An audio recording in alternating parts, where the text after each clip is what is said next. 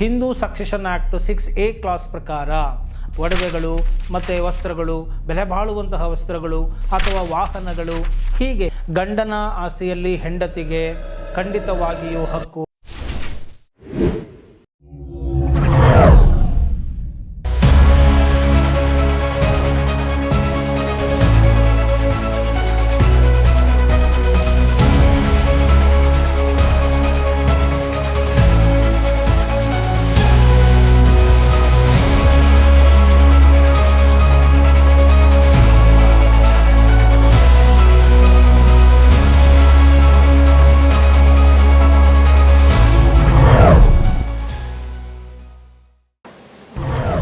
ನಮಸ್ಕಾರ ವೀಕ್ಷಕರೇ, ನಾನು ನಿಮ್ಮ ಮಂಜುನಾಥ್ ಅಡ್ವೊಕೇಟ್ ಮಾತಾಡ್ತಾ ಇರೋದು.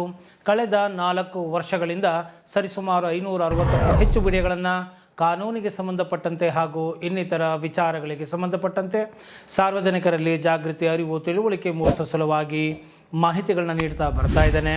ಮೊದಲ ಬಾರಿಗೆ ನನ್ನ ವಿಡಿಯೋ ನೋಡ್ತಾರಾದರೆ ಮರೆಯದ ಹಾಗೆ ಈ ವಿಡಿಯೋ ಕೆಳಗೆ ಇರತಕ್ಕಂಥ ಸಬ್ಸ್ಕ್ರೈಬ್ ಬಟನ್ನ ಕ್ಲಿಕ್ ಮಾಡ್ಕೊಳ್ಳಿ, ಬೆಲ್ ಐಕಾನ್ ಕ್ಲಿಕ್ ಮಾಡಿ. ಬಿಡುವಿದ್ದಾಗೆಲ್ಲ ವಿಡಿಯೋಗಳನ್ನ ನೋಡ್ತಾ ಇರಿ. ಬುದ್ಧಿವಂತರಾಗಿ, ಸಮಸ್ಯೆಗಳಿಗೆ ಸಿಲುಕದಂತೆ ಚಾಕಚಕ್ಯತೆಯಿಂದ ವ್ಯವಹಾರ ನಡೆಸುವಂಥವರಾಗಿ ಅಂತ ಹೇಳ್ತಾ, ಇನ್ನು ಇವತ್ತಿನ ಒಂದು ಬಹಳ ಮುಖ್ಯವಾದಂತಹ ಕಾನೂನಿನ ವಿಚಾರಕ್ಕೆ ಬಂದುಬಿಡ್ತೇನೆ. ಸಾಕಷ್ಟು ಈಗ ಹೆಣ್ಣು ಮಕ್ಕಳು ಕೇಳ್ತಾ ಇದ್ದಾರೆ, ನನ್ನ ಕಕ್ಷಿದಾರರಿರಬಹುದು ಅಥವಾ ವೀಕ್ಷಕರಿರಬಹುದು, ಈ ಒಂದು ಗಂಡನ ಆಸ್ತಿಯಲ್ಲಿ ನಮಗೆ ಹಕ್ಕು ಇದೆಯಾ, ನಾವು ಆಸ್ತಿಯಲ್ಲಿ ಹಕ್ಕನ್ನು ಕೇಳಬಹುದಾ ಎನ್ನುವಂತಹ ಒಂದು ಪ್ರಶ್ನೆಯನ್ನು ಕೇಳ್ತಾ ಇದ್ದಾರೆ. ಸೊ ಇದರ ವಿಚಾರಕ್ಕೆ ಸಂಬಂಧಪಟ್ಟಂತೆ ಇವತ್ತು ನಾನು ಸ್ಪಷ್ಟಪಡಿಸಬೇಕು ಅಂತ ಹೇಳಿ ಈ ವಿಡಿಯೋ ಮಾಡ್ತಾ ಇದ್ದೀನಿ. ಗಂಡನ ಆಸ್ತಿಯಲ್ಲಿ ಹೆಂಡತಿಗೆ ಖಂಡಿತವಾಗಿಯೂ ಹಕ್ಕು ಇರುವುದಿಲ್ಲ. ಅಂದರೆ ಆಸ್ತಿಯಲ್ಲಿ ಭಾಗ ಕೇಳುವಂತಹ ಹಕ್ಕು ಹೆಂಡತಿಯಾದವಳಿಗೆ ಇರುವುದಿಲ್ಲ.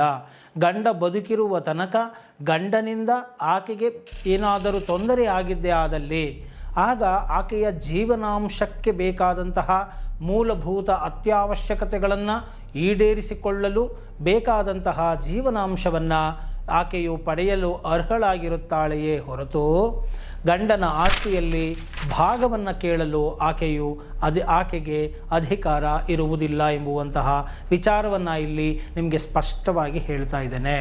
ಸೊ ಈ ಒಂದು ಆಸ್ತಿಯಲ್ಲಿ ಯಾವಾಗ ಹಕ್ಕನ್ನು ಪಡೆಯಬಲ್ಲಳು ಹೆಂಡತಿ ಅಂತ ಹೇಳಿದ್ರೆ, Hindu succession act 6A class ಪ್ರಕಾರ, ಅಂದರೆ ಹಿಂದೂ ವಾರಸ ಕಾಯಿದೆಯ ಪ್ರಕಾರ ಗಂಡನು ತೀರಿದ ನಂತರ ಹೆಂಡತಿಯು ಕ್ಲಾಸ್ 1 ಲೀಗಲ್ ಹೇರ್ ಆಗಿ ಇರ್ತಾಳೆ.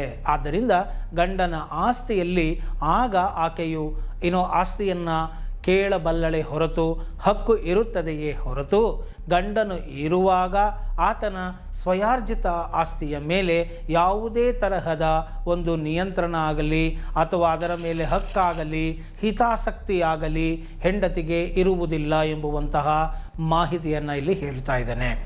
ಇನ್ನು ಈ ಒಂದು ಜೀವನಾಂಶವನ್ನು ಪಡೆಯೋದು ಹೇಗೆ ಅಂತ ಹೇಳಿದರೆ, ಜೀವನಾಂಶವನ್ನು ಪಡೆಯಬಹುದು. ಅಂದರೆ ಆ ಆಸ್ತಿಯನ್ನು ನೀವು ಅದರ ದಾಖಲೆಗಳನ್ನು ಪಡೆದು ಕೋರ್ಟಿಗೆ ಹಾಜರುಪಡಿಸಿದಾಗ ಅದರ ಮೇಲೆ ಸ್ಟೇ ಆರ್ಡರನ್ನು ನೀವು ತೆಗೆದುಕೊಳ್ಳಬಹುದು. ಆ್ಯಡ್ ಇಂಟ್ರಮ್ ಇಂಜಂಕ್ಷನ್ ಆರ್ಡರ್ ಅಂತ ಕರಿತೇವೆ. ಏಕಪಕ್ಷೀಯವಾಗಿ ಪ್ರತಿವಾದಿಗಳನ್ನು ಆಲಿಸದೆ ಕೊಡುವಂತಹ ಒಂದು ನಿರ್ಬಂಧಕಾಜ್ಞೆಯನ್ನು ನಾವು ಆ್ಯಡ್ ಇಂಟ್ರಮ್ ಇಂಜಂಕ್ಷನ್ ಆರ್ಡರ್ ಅಂತ ಹೇಳಿ ಕರಿತೇವೆ.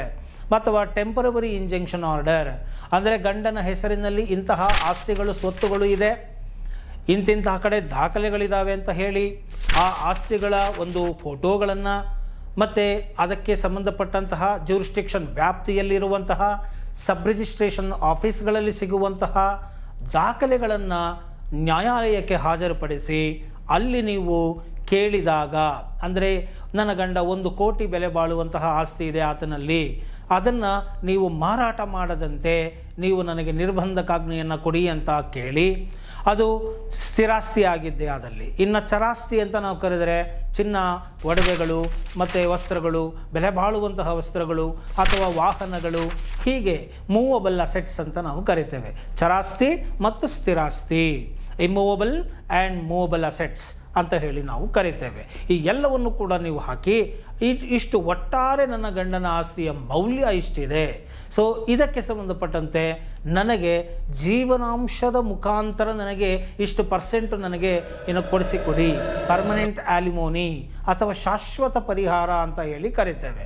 ಅದನ್ನು ಕೊಡಿಸಿಕೊಡಿ, ಅಥವಾ ತಿಂಗಳಿಗೆ ಮೇಂಟೆನೆನ್ಸ್ ಇಷ್ಟಂತ ಕೊಡಿಸಿ, ಅಥವಾ ನಾನು ವಕೀಲರಿಗೆ ಖರ್ಚು ಮಾಡುವಂತಹ ಕಾನೂನಿನ ವ್ಯಾಜ್ಯಗಳನ್ನು ನಡೆಸುವಲ್ಲಿ ಖರ್ಚಾಗುವಂತಹ ವೆಚ್ಚಗಳು ಏನಿದೆ ಅದನ್ನು ಭರಿಸಲಿಕ್ಕೆ ನೀವು ಇಂಟ್ರಿಮ್ ಆರ್ಡರ್ ಅಂತ ಹೇಳಿ, ಅಂದರೆ ಮಧ್ಯಂತರ ಆದೇಶವನ್ನು ಕೊಡಿ ಅಂತ ಹೇಳಿ ಇಂಟ್ರಿಮ್ ಅಪ್ಲಿಕೇಶನ್, ಅದನ್ನು IA ಅಂತ ಕೂಡ ನಾವು ಕರಿತೇವೆ, ಇಂಟ್ರಲೊಕೇಟರಿ ಅಪ್ಲಿಕೇಶನ್. ಮಧ್ಯಂತರ ಅರ್ಜಿಗಳನ್ನು ಹಾಕುವುದರ ಮುಖಾಂತರ ನೀವು ಆ ಒಂದು ಜೀವನಾಂಶವನ್ನು ಪಡೆದುಕೊಳ್ಳಬಹುದು.